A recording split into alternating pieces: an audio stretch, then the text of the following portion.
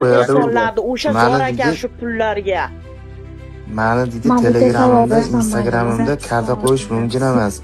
Men O'zbekiston davlat anaqasidan anaqa qilingan odamman deb shunaqa deydi. Shunaqa kommentariy haqorat qilmasdan, Go'zal opa, haqorat qilmasdan, chiroyli so'kaylikmi? unaqa chiroyli, unaqa nima qilmang Go'zal opa. Baribir u bola ham endi adashdi-da, endi nima deymiz endi, u bolani ham shu ishlarini davom ettirishga bir xalqdan endi bir iltimos qilib qolamiz, mayli. Dalilimiz ham bir qilgan ishlari bordir-ku, dalilimiz bo'lgan ekan.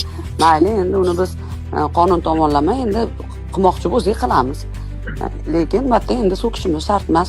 Juda yaxshi bola, yoqib qoldi qoshlari menga. Bittasi SMS yozyapti-da. Nima deb yozyapti? Menga bittasi SMS yozyapti, qaranglar.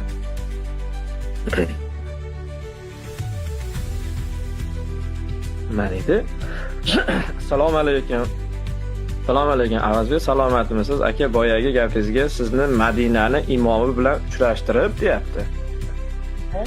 Hissiyotingizni bir ko'rmoqchiman-da deyapti. Birgalashib bir umra qilaylik hojaga deyapti menga. Va alaykum assalom. Xo'p aka desam, va'da bering deyapti. Xo'p, kimsiz desam, ertaga ishingiz chiqib qolmasin deyapti menga. Madinani imomi bilan ko'rishtiraman deyapti. Ertaga uchib ketasiz shekilli, hajga. Ketaman shekilli. Ketaman shekilli. Katta hajga borib kelasiz shekilli, Avazbek. Yugurib, biroqlab. Yugurib, opa, ketib qolsam-a?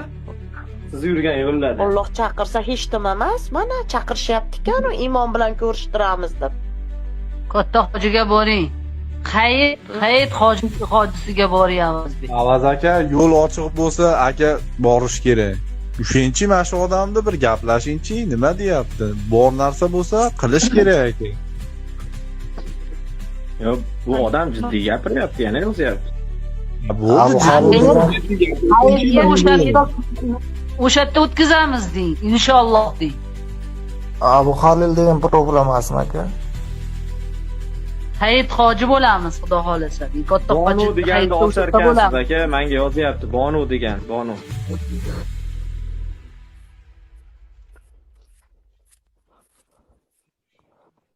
O'ylab ham qatiylar endi.